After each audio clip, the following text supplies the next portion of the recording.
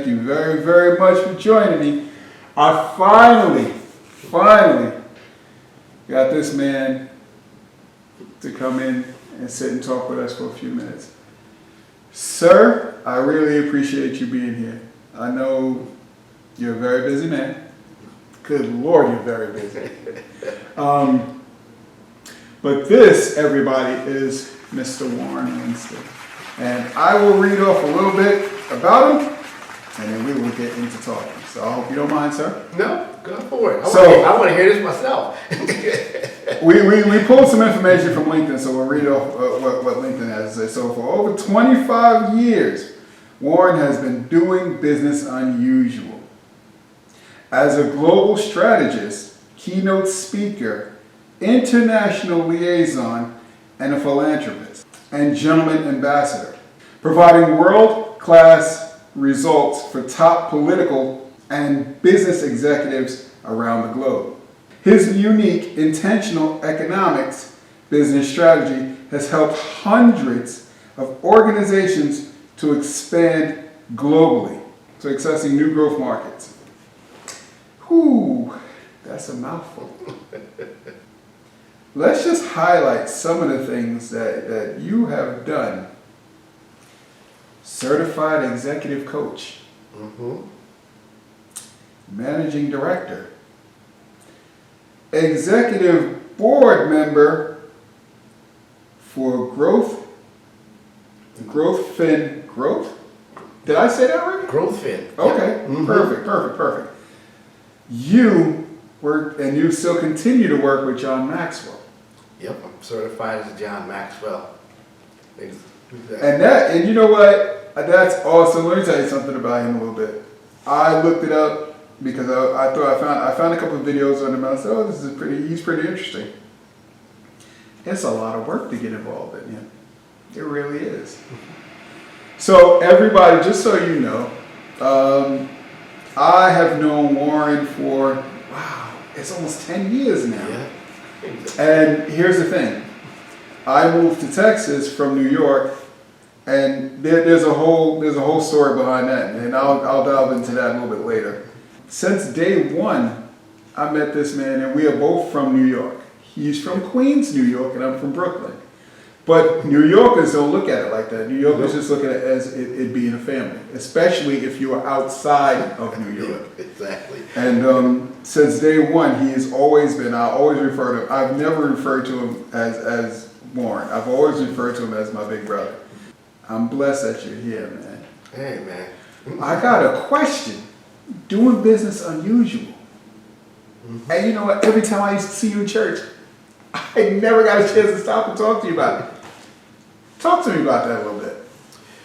Well, this is something that was started actually probably close to 25 years ago, where I started to, being in the business environment and working with businesses, I started to see that they were doing things in the traditional sense. We all, if you go to business school, they teach you certain principles and guidelines, and the ultimate goal is not only to make money, but it's to provide a return on investment for the shareholders. Doing business unusual is actually a selfless type of principle. Whereas instead of focusing on the shareholder value, focus on the stakeholder value. Because the unusual approach is that when you focus on the stakeholders, they all have a vested interest in the success of your business. That's that intentional economics platform, or intentional economics approach. Because the reality is, when I focus on being selfless versus selfish, that allows me to have greater value to the people around me. And that they're willing to do more because they see the value in it for themselves as well as the others around them. So that's the doing business unusual approach. And the other part is it's rather unique because most people don't think that way.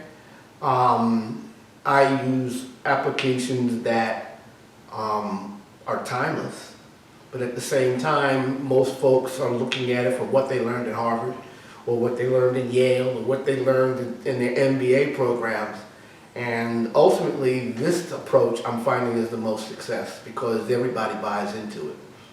So that's really the doing business unusual, which, by the way, it not only focuses on the stakeholder value, but the more the stakeholders become involved, they now find that they've been empowered to have influence on other people. And so they now become influencers, leaders, if you will, okay? And you build that up to the point where it literally changes the culture of the business and the culture of the people that are a part of the process. So, doing business unusual. So, for a young man like myself who I want to start a business, and you have been in the field for so long, I might be a little afraid to approach you and talk to you about this. But I want to know what you know. What's my strategy as to come and talk to you? And should I be afraid, or how should I approach coming to talk to you? Here's the thing. I emphasize this. You know, it's funny because I had a professor that says never say never, but this is a never. You should never be afraid to speak to somebody. What's the worst thing that could happen? The worst thing that can happen is they're going to tell you no, right? So you're right back to square one. So you should never be afraid to speak to somebody. I'm very approachable. I am one of those folks that I'm approached probably more often than not because people find that I can be engaging. I like to have fun. I have a fun side. I'm not always serious. And you know what? I don't mean to interrupt you. Sure, no, go ahead. But I will say this, that, like I said, from day one, especially once we knew that we were from New York, you have always been open. I don't care what time, Warren, I call you, or what time I text you. I could accidentally text you, which I've done numerous times. Oh, I'm sorry, bro. I'm trying to text somebody else. And you're like, Mike, you okay? Everything all right? And then, like I said, it's almost like doing this interview. I'm looking at, so you got to prep yourself. You got to find out more about who you're actually talking to. And I'm looking and I'm reading, I'm going, good Lord. I've been talking to this man for almost 10 years. And we would joke about something silly at church, like maybe going to get right before preparation for the service. And we would just joke around and just like, and to go back and read to see what you've accomplished. And I'm like, wow, you mean to tell me, God, that you have put me in his presence this whole time? Meaning, because I got to tell you, when I first came out here, I honestly didn't know why I came out here. It was because, work sent me out here, but the Lord said, son, I want you to go 2,000 plus miles away from everything you know and love. Mm-hmm. And I want you to only take your family with you. That Abraham experience. I said, okay, Lord. I said, I don't know what this is about, but okay. Mm-hmm. No, son, you'll be fine. Mm-hmm. And I'm thinking to myself, as we drive, man, across country to come here, I don't know a soul out there. What am I? Okay. I said, but I got the family, so we'll be okay. Do you remember how I got to the church? No, you just. All right. So I'm sorry. All right. That's right. All right. So the job that I was originally here for, one of the guys, and he told me about the church, and he gave me the address. So the name escapes me for the other church, so you gotta excuse me. Mm-hmm. So he gave me the address. I plugged in the address that Sunday, and it brought me to the church. And I said, okay. So I'm looking around. I'm looking around. I'm going, I don't see him here. And then the pastor told me, told everybody, all the new, everybody who's come for the first time, please stand. Mm-hmm. So I stood up. And of course, I'm the only one standing up. And they asked, well, how'd you come to find us? Well, one of the guys from my job, and I gave his name. Mm-hmm. He says, well, he invited me here. I said, but I'm looking around and I don't see him. And then that's how it started. That's how I started coming to the church. And then I met you. I was introduced to you. Yep. And that was the biggest thing. Let me tell you, the first, it was never, oh, this is Pastor Warren, this is, he does this. And nothing like that. You know what the first thing was? Oh, he's from New York like you. Yeah, right. Exactly. Mm-hmm. So that was the instant click. That's it. And we've been cool ever since. Absolutely. You know what I mean? Like, and if you think about it, I really don't even go by, even in the church. I'm not Pastor Warren. I just go, I'm Warren. yeah, exactly. I'm Warren. Exactly. I'm no different than anybody else in there. And that's really, because I take that away because I want people to be comfortable. Oftentimes we put on these titles and all of a sudden, it gets to be, I think it causes an identity crisis. Sure. For some folks. I'm no different than you. I make the same mistakes as you. Yeah. On a good day, I gotta lay hands on myself. Grumpy in the morning like everybody else. I get it. So I'm no different, and that's what that's the, you talk about doing business as usual. That's really what it is. Here's the best way I can put it. When it comes to business, I'm not going to necessarily teach you what I've learned. I'm going to teach you what I live. Okay. That's the unusual part. I don't go by what I learn. I go by what I live. So if I'm going to sit down and talk to you about goals, I'm going to focus on it from the challenges and the experience that I've dealt with. Right. And this is what I do. All right? And that's how it really becomes the unusual, because sometimes the path that you might have learned in school is not the path of what it's supposed to be. Sure. So I'm. It's not on the bio. It's not in the bio. But I actually do a course for businesses. Okay. It's called. Well, it all depends. I've got two different names for it. I just change it up every once in a while. One, of course, is called Doing Business Unusual, which it focuses on the unique approach to business management. Right. But the other one is called Business by the Book. And Business by the Book really focuses on applications based off of the greatest book of all time, the biggest selling book of all time, the Bible. And so that's really where all the applications come from. So when I talk about stakeholder value, business was not intended to be selfish. Business was not created to be selfish. You don't, when we talk about sowing seeds, seed to the sower, does it say that we're sowing seeds for ourselves? No. It is, we're sowing seeds with the intentions of producing a harvest for others, as well as yourself. And that's where it becomes, unusual, because most people don't think that way anymore. We talk about return on investment for our shareholders. Well, that's selfish. That's why businesses fail, because they go, I can't get the employees to work with me. Because you're talking about shareholder value.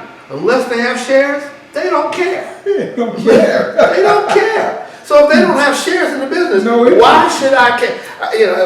And I've worked with businesses all around the country.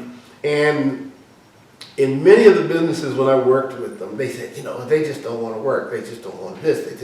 It's always they. Right. And then I went, I said, you don't know? Because you know what? I said, you're rich. You're a multimillionaire. No, I'm not. I said, but you sat down and you just finished talking about that we've got to increase the profits of the company. Well, who benefits from the profits? You do. They don't care because they don't benefit from the profit. Well, they have a job. Well, guess what? They can get a job somewhere else. Now, if you start to talk about it from their point of view, it changes the game. And that's really what it all boils down to. So I don't care if we're in church. I don't care if we're in the street. I don't care if we're in business. I don't care. It's always about being selfless and focusing on the value that we bring to others. No, that's all right. Go ahead. No, but I've always answered like my sister. My older sister is the same way. And I've always admired that about you, like as with my sister, that you guys you would never know your background if you didn't look it up. And I think seriously, and I've learned.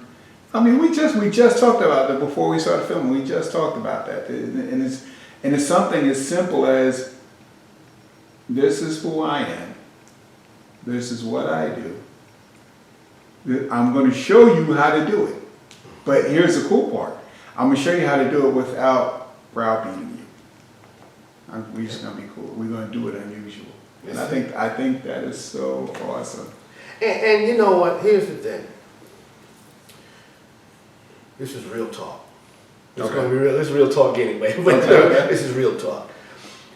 My business is a ministry. If I want to look at it, business is a ministry. Most businesses don't look at it that way, but it's a ministry. And if I'm going to do business, and I know that I'm utilizing it as a form of ministry, then that means I have to do things in a way where it's not only adding value, but it's being inclusive versus an exclusive type of environment. Okay? Now, I'm going to give some real numbers here. There are often times, and I'm saying collectively, the church as a whole, collectively, sometimes it can appear that we are focused more on fishing in the barrel than fishing in the ocean. And from the barrel standpoint, it is estimated that 63 million people go to some form of house of worship every week, every Sunday, whether it's for 15 minutes to an hour and a half. 63 million.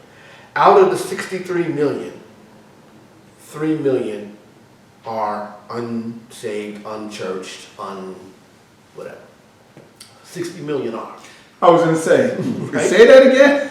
Out of 63 million that go to some form of worship, a house of worship or faith-based place, during, in the week, 3 million are the ones that do not participate on a weekly basis. They're just first timers or visiting or whatever. 3 million, out of the 63 million. But watch this. There's 198 million in the workforce, out of which 60 million are faith-based believers. So where is the most work? Is it in the workforce or is it in the church? And I've actually had this discussion with others where they go, listen, you don't understand. What you're doing is, this is the church and the church, the church, the church, the church. And I went, okay, if we are striving to be like our Redeemer, if we're striving to be like Christ, where was his work? Was it in the synagogue? Or was it out in the marketplace? It was everywhere. It was out in the marketplace. It was in the marketplace. Yeah. So why are we sitting down focused on what we do on inside the four walls when the real work is outside the four walls? That's the doing business unusual again. Because I talk to folks about business. Business is literally it's been since the time that Earth was formed. And it is something that we all benefit from. Without business, well, let me put it this way: business requires people. Without people, there's no business. There's no business. That's the truth. Business requires people. And that's, again, a thought process that most people don't think about. Business requires people. No people, no business. So, if we're going to do business, we need to do business in a way where it's inclusive, not exclusive, inclusive to everyone. Does that make sense? No, I'm telling you, the more you break it down, the more it makes a ton of sense. Even if you weren't business minded, that's just simple facts. So, 25 years? It's actually more than that. It's closer to 30. It's really 30 now at this point. I'd like to say over 25, but it really has been. it all started. So let me give some background Okay. on how I started to do this. We're going back to beginning of this 21st century. Okay. Needless to say, a lot of things started at the beginning of this century. 9/11 hit, the dot-com bubble burst, and I worked in the industry for a while. I worked in television, I worked in radio, that's not even in the bio. I worked in television, I worked in radio, I worked in one of the largest telecommunications companies. You see my eyes look up at you? For a number of years, and was even instrumental in managing or overseeing as a subject matter expert on all of the fiber optic infrastructure in the world. I Really? did that for a number of years. Yeah. Really? So, but needless to say, things changed in 2001. First, the company that I was working for did a reduction in workforce. I won't mention the company, but let's just say 1 year later, they were they were locking up folks for mismanagement of books. Okay, so I'm not gonna plug them. And then I still went into another form of the industry, and then of course 9/11 hit. So that was a tough time, 2001. Then I wound up working in another company for a number of years as a director there, and they went Chapter 11. So basically 3 companies within 2.5 or 3 years, and that's when I said, I'm actually a consultant anyway, but I was a consultant in the workforce. I got a phone call from a former client who asked me if I would be able to help him with his business. Okay, since three companies in 3 years, it's okay. okay. And I just started working with him. Well, I helped turn him around. Then that started a referral. That one became another one, which became 2, which became 4, and that's how it all started in terms of building out a base of working with businesses. I was going to say, which out here in Texas, they live by the buddy system. The buddy system. Yeah, and referring. So let me give you a fast forward on it, okay? So now, I'm married at the time. I meet this guy who's from Texas, in New York, actually up in New York, right? Who had a business, had a business, and he was promoting it as a multi-level marketing concept. And somebody called me and says, I want you to take a look at this, because they said, I trust you.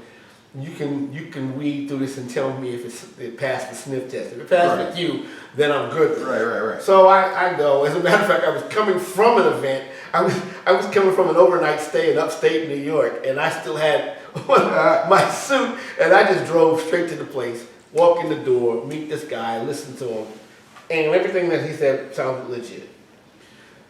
About 6 months later, I get a phone call. He makes a proposition to myself and now my ex-wife. She was an accountant, or she still is an accountant, but he wanted her to become the controller of his company, and he wanted me to come on board as a consultant. Well, for me it's easy. I just need a laptop, cell phone, internet, I'm good. But he was paying her a New York salary in Houston, Texas, and all moving expenses, and 100,000 shares of stock, and it's penny stock in the company. That's how I got to Houston, Texas. Okay, we were here. We moved here, and it wasn't even 3 months later the business basically went belly up. But I'm here now, and so that's how it all started. Here. That's kind of like how it was for me. I moved down here, and I'm not going to say the name of the company. Mm-hmm. They didn't go belly up, but the office that I was working for and supporting, almost 2 years to the day. Relocation. Relocating. Mm-hmm.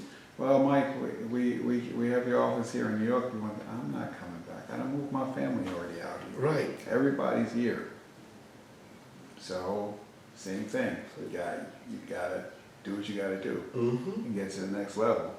So, there was something I just looked at, and let me see. Corporate Solutions Specialist. Okay. So you want to know about that? Yeah, talk to me. I do. So while I was doing my own business, I actually got a call to come and support to see if I could provide solutions or consult with the largest, literally the largest professional development company in the world. I'll mention them. It's Dale Carnegie. Dale Carnegie. And so I got a call and they asked if I would, interview. I interviewed with them. And this shows you the, when it's for you, I'm going to say when God has something for you, he has it for you. Sure. And I went to the interview. It was out in Long Island. Okay? So I drove all the way up to Long Island. And their process, they told me, listen, this is a process when we sit down and we interview you, we really want to get to know the person. And it's a long process. And so I sat with the manager, the director. We talked for about 3 hours on that first meeting. Then he had me meet with 1 or 2 people in the office. And then maybe a week later, he had me meet with some more folks and phone interviews, etc. Everybody was telling me, well, this is a process. It took 6 months. It took 8 months. It took me 10 months. It took me whatever. To my knowledge, I was the first person to ever get through the process in 10 days. 10 days. While they were talking months, I went through the process in 10 days. That was including having to read a book and doing a presentation on the book in 10 days. And I wound up being one, and this was the crazy part. So here it is, I'm working for Dale Carnegie, the largest and oldest professional development program in the world. And my office was in their world headquarters in Long Island, but my territory was New York City. So, I had the best of both worlds. I was dealing with the global headquarters and the president and seeing him every day, and family members of Dale Carnegie. I didn't even know they were based in Long Island. Yeah, it was started in Long Island. I didn't even know that. As a matter of fact, Dale Carnegie we're talking New York, folks. Dale Carnegie's original program, his very first program, was done at the Harlem YMCA. Get out of here, you serious? In 1912. The very first class that he did was done at the Harlem YMCA in 1912. And I had the honor of giving them, or nominating them and giving them the Dale Carnegie Award for outstanding service to the Harlem YMCA because it was started there. They were my clients, by the way. So is there something? So I'm looking, and I'm gonna ask a really, really basic question. Sure. But I want you to dive into it. What does a business advisor do? What is a business advisor? I'm going to take it to 3 different levels. How's that? Okay. Most people get confused between a business advisor, a business consultant, and a business coach. Okay? So I'm going to break them down. Okay? Because you also see that I'm an executive coach, right? A business consultant, I'll start with that. A business consultant essentially focuses on identifying the challenges of the company, quantifying those challenges, and finding viable solutions to help the business to grow or sustain or get access into areas that they might not have done. And they give them the tools and the training and everything that's necessary. Okay? So a consultant standpoint, think of it as any form of consultant. A consultant, in many instances, can stick around and that project can last for a period of time. Then there's the advisor. The advisor is not so much hands-on as much as they are giving you concepts and resources that can help you to grow and move your business. Okay? Sometimes they'll have tools, but as opposed, when I shouldn't say sometimes, they'll have tools also, but they will not necessarily hold your hand through the process of utilizing those tools. Okay? Okay. Then there's the business coach. And the coach is no different than, say, a coach for a sports team, a life coach. They're there to basically provide you with the support and to be able to encourage you, to be able to give you some of the things necessary to move forward, but not necessarily always advice. In fact, if you ever deal with real, true coaches, coaches are not necessarily going to give you the answers. Any coach that gives you an answer is not a coach. It's not a coach. It's not a coach. A coach is going to help you to think through the process so you get your own aha moment, if that makes sense. Okay? So that's the breakdown. So from an advisor standpoint, the reason why I started to do more advising is because when I do a lot of business, even more so now, with the continent of Africa. I am. Okay. It's not in the bio, but I'm also a certified advisor as part of the African Growth and Opportunities Act, which is established by Congress in the United States. And so I provide support to 32 countries in Africa.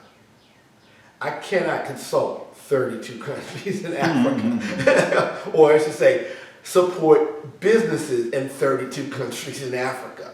I can only take the time to advise, give advice, and strategically help them position themselves. I can't even coach them. So that's really where I focus more on the advising part, for the big picture. I still do consulting, but it's limited in terms of which ones I'm going to consult at this point. I have to. I just have to. So, did I answer your question?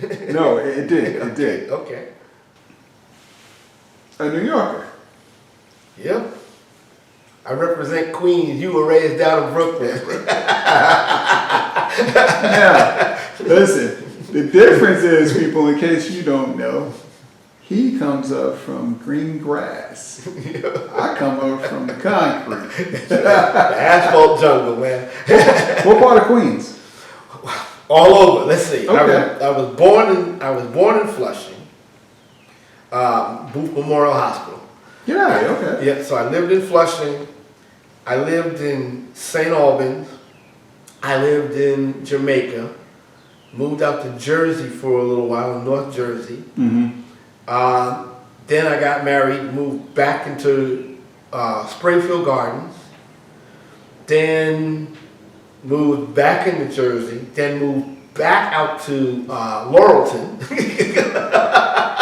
Oh, wait a minute, I'm sorry. I somewhere in there, I missed the stop. I lived out in Lefrak, Rego Park, Lefrak, Corona, wherever you want to call it, sits on that border. If you don't know Queens, there's a pocket with Rego Park is one block, across the Long Island Expressway is Forest Hills, and if you go 2 blocks the other direction is Corona. So it's like somewhere in that pocket. Yeah. We just call it Lefrak. I learned that because Lefrak is where you had to go when I took the test to be a police officer out there. Mm-hmm. You had to go to Lefrak to do the physical. Yep. Mm-hmm. It took seriously, and I thank God I remember my appointment was at like 10 o'clock, and I left my house at 7. And I thank God that I left my house that early because I just barely got to the interview. I'm telling you. And it's like you said, it's one block is a whole different part of Queens. It is. It's a whole, and I'm like, how is that? I'm not used to that because, like I said, I'm from Brooklyn. So you go around the corner, that's a continuation of the block that you was just on. Right. So not there. It's kind of yeah. Not to mention it's left rack. I mean, for most people that we're talking about, and most people don't understand. You know, we talk about apartments here and projects and whatever else. We're talking, what, 12,000 units, 13, 14,000 units? That's a city. It's literally called Left Rack City. Right, Left Rack Rack City. Exactly. It has its own zip code. It has its own library. It had its own police force. It's a city within a city. That I didn't know. I didn't know it had its own zip code. Yeah, it had its own zip code. Left Rack. Oh my gosh. That's why, that makes a whole lot of sense, man. That's why when I was asking what direction, people looking at me weird. And they were like, oh, it's right over there. Yeah. Ain't that the same? Yeah. Listen, there's certain parts of New York, man, I still have never seen. No. New York is just that big, and people don't think so. But out here in Texas, it's huge. It's huge, yeah. It's huge. But anyway, let's get back to this. So growing up, man, what was your intention? Because did you as a young man, did you really think what you're doing now is this really what you plan doing? No. I was one of those kids that just literally lived life. My dad passed when I was young. Okay. So it wasn't because he died from cancer. But I was 11 years old. So I was an 11-year-old kid trying to figure it out. And, it's funny because I just finished doing an interview for a magazine. And I said that what probably saved me was my father was born in the South. And he was a nice guy. He was a businessman too. He was a legitimate businessman. Okay, he was an executive. Think about this. He was an executive in his company. That was just something that just didn't happen back then. But he was an executive. Okay, executive vice president for I read that somewhere. Yeah. And even when he passed, now it was in the reins of my mother. Well, I dealt with a no-nonsense mother, born, bred, raised Harlem, New York, with with 4 brothers and a sister. So she was, she had a different way of handling things compared to my father. Didn't mean that he wasn't stern, but she was Harlem. Yeah. old school Harlem on top of that. The saying, a hard head makes a sore backside, yeah, I learned. Because of her, I learned. Those times when I walk in the front door, and, hey mom, how you doing? She turned her back and I'm out the back door. That's it. I'm gone, and she didn't know where I was. But then she also knew how to handle it, because what she would do is she would lock all the doors. Now you got to try to ring the doorbell. And guess what? Sometimes she just didn't feel like answering the doorbell. So you stand out there long enough and you're hungry and you got nowhere to go. You learn. And you know what? That's seriously. I was talking to a buddy of mine about that and raising kids, and in this day and age, they truly have it easy, and I think a lot of it has to do with us as parents. We make it that way. We do. I know for a fact that with my kids, I'm not as strenuous. I'm not as strict as I was. How it was brought upon me. Like, you know what I mean? Like my mom, she's a single parent. So when you are a single parent, but you have kids, your older siblings become your parent because mom is working. Yep. So yeah, I was a latchkey kid, but see, let me tell you, this is the smart side of my mother, which I got to give her all props. When my father passed, because she was a housewife, quote unquote housewife, okay, because she didn't have to work. But when my father passed, she decided, I gotta go to work. So what did she do? She went and took the certification to become a teacher in the same school system that I was in, which means that she was off on the same days, she had the same vacation, she had the same time off. Really? That's how, the only reason why I was latchkey was because I got home before she did. And so what she gave was strict rules. When you come in the house, you change your clothes, because you remember you want to change you change your clothes, you start doing your homework, you don't turn on any TV. Okay? Do your homework. And when she walked in that door, you better be sitting down doing your homework. Doing your homework. And guess what? She was no fool. She'd go and put her hand on that TV to find out if it was warm. Wow. Because if it was warm, Yeah. she knew. Then Okay. you knew, yeah. So that was it. And we laughed because the only time we really got to watch TV was when she came home. She would catch the last part of her soap, General Hospital. So she was so engrossed in her soap operas, she didn't realize we were sitting there watching the last 30 minutes of the soap with her because she was in it. That was the only TV I got to see during the week. Literally, during the week. Okay. We wouldn't watch TV. That's how she kept us going and trained us. And it's interesting because I pretty much did the same thing with my kids, with my two sons. They were fortunate enough to basically grow up in the same neighborhood that I grew up in. Okay. My mother lived in the neighborhood, so now the only difference was she wasn't she wasn't that same Harlem woman that I grew up. I told her, like I teased her, I said, "This is not the woman I grew up with." She's completely different. She's old now, you know. But all seriousness, you know. But they got to grow up in that same community, and this was the beauty of it, because a lot of their friends' parents were my friends when I was growing up. So we all had the same mindset. It was a village. You know, remember back in the day, if you got in trouble, if Miss Johnson went off on you, you can go home with mom all you want. But Miss Johnson had the right to say something. Yeah. It was the same thing with my kids, which that doesn't happen anymore. You know, that's like you know what, you talk about that, and I remember that's like me growing up and on my block in Brooklyn. My block was rough. Let me tell you something. My block was so rough that Eyewitness News, they labeled my block as the Wild Wild West. Wow. But here's the thing about my block, and I'm sure you can attest to it. You knew everybody on your block. That's right.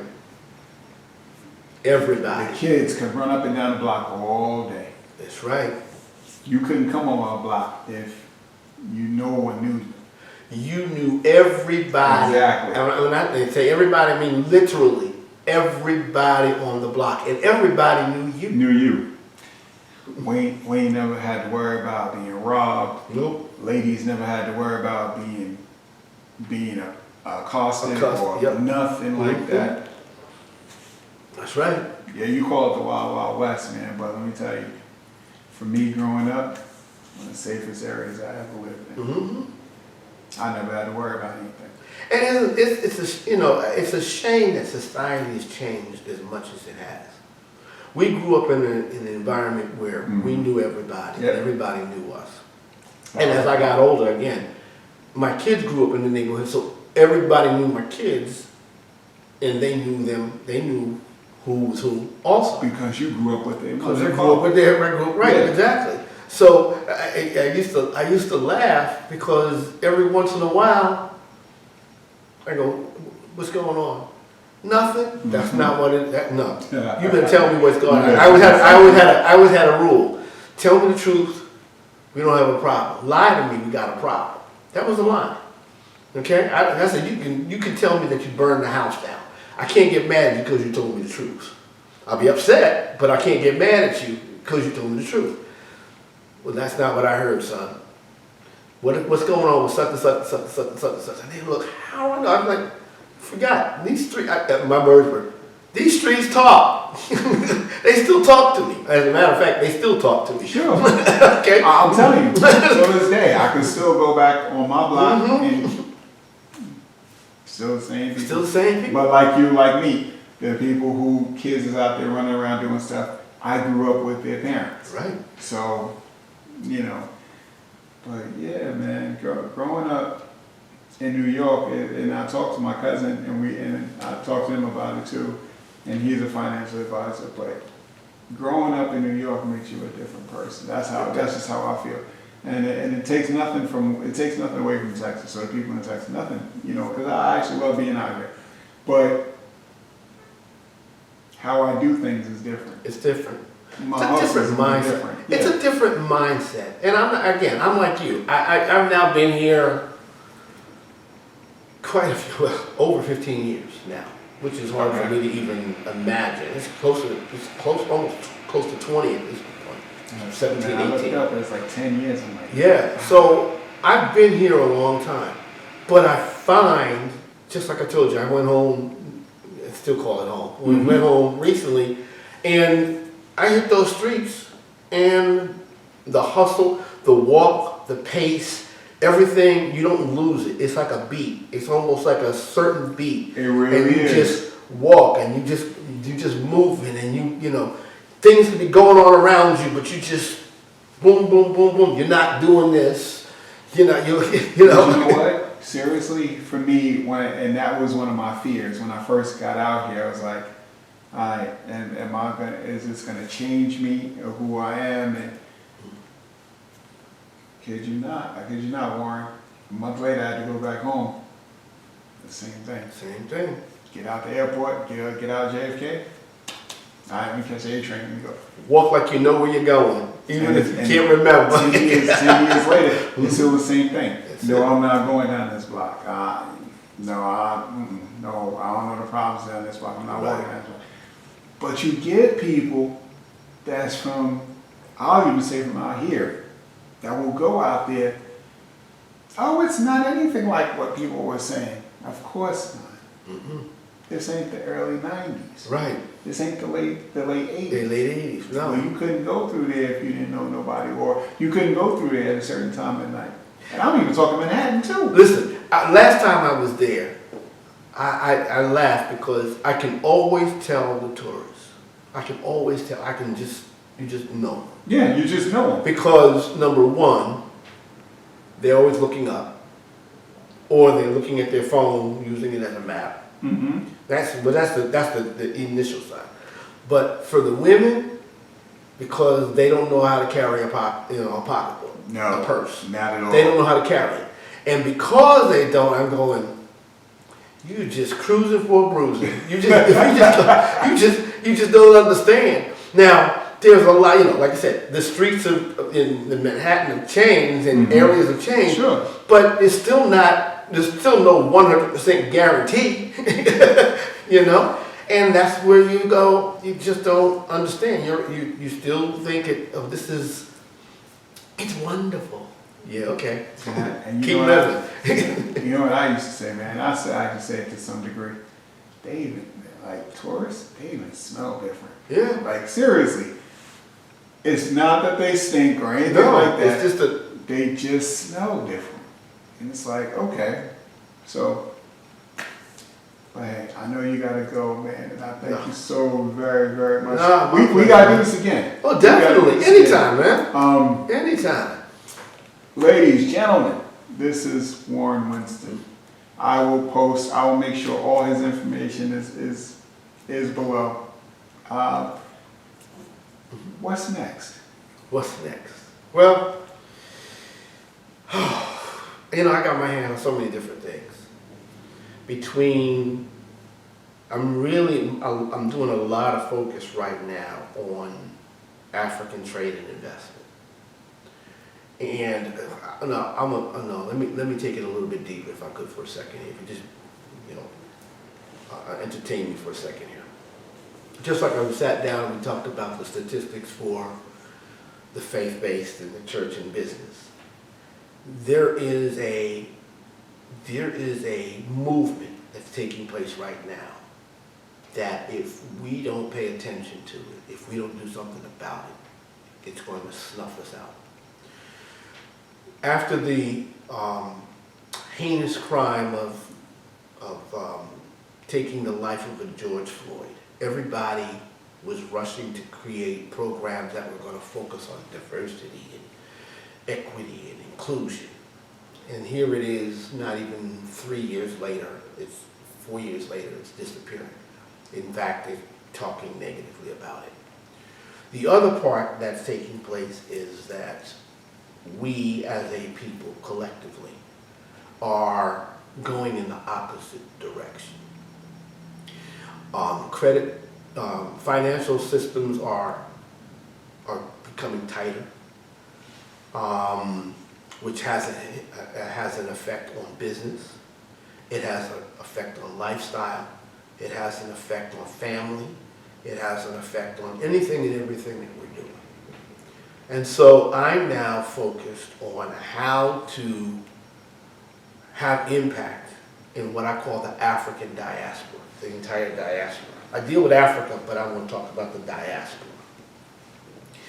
And so while we look at opportunities, there are opportunities not only just here in the United States, but there's more abroad, more so abroad, okay? There are investment opportunities on the continent. And it won't take a lot of money to do it, especially since the US dollar is much stronger than anything that's on the continent of Africa. Let me give some real numbers very quickly here, okay? 44 million people are part of the African diaspora. Actually, I'm sorry, that number just went up. It's closer to 48 million people are part of the African diaspora here in the United States. 48 million. There are 54 countries in Africa, okay? But I'm just going to be conservative because let's just say 3 million are not going to do what I'm going to suggest. What if I got 45 million people to donate $1? Just $1. That's $45 million, right? What if they donated $1 a month for a year? That's only $12. That's the equivalent, and I've run the numbers, that's over $550 million. $550 million. Now watch this. There are 54 countries in Africa. 55 if you listen to the African Union, but they're technically 54. If I'm telling you we could raise $550 million, that means we have the ability to invest in all of Africa. Each country can get up to $10 million. Now here's the kicker on this. You ready for this? We're not trying to pillage and plunder Africa. We want to invest. Other countries are taking and holding the continent hostage. We're investing in the future of a continent. So if we invest $10 million in Nigeria, where the Naira right now is equal to, this will blow your mind, 0.00011 cents to the US dollar. Notice I said 3 zeros, which means it's not even a penny. So can you imagine what 10 million US dollars could do in a country like Nigeria, the largest country on the continent? That is literally hundreds of billions in Naira, Nigerian dollars. That's impact. That's just one country. What would happen if we did the same thing for Ghana, for Tanzania, for Mozambique, for Cote d'Ivoire, for Uganda, for Kenya? See, now that's where we can have impact. We now are investing on a continent that we know we came from. Because we know we came from there. And let's just say if we want to have the argument, my favorite book will show you that we came from there. We all came from there anyway. Okay? So at the end of the day, we know that we came from there, but we are now investing in places where we now can have power to make a difference. By the way, the continent of Africa is so commodities rich, that's why people are pillaging and plundering. That's what I'm looking at. So I'm looking at opportunities of how we can invest, how we can bring opportunities for them to invest and bring business here in the United States. I'm also looking at setting up funding platforms, angel investors, venture capitalists, private equity, to be able to build that bridge to invest in the continent.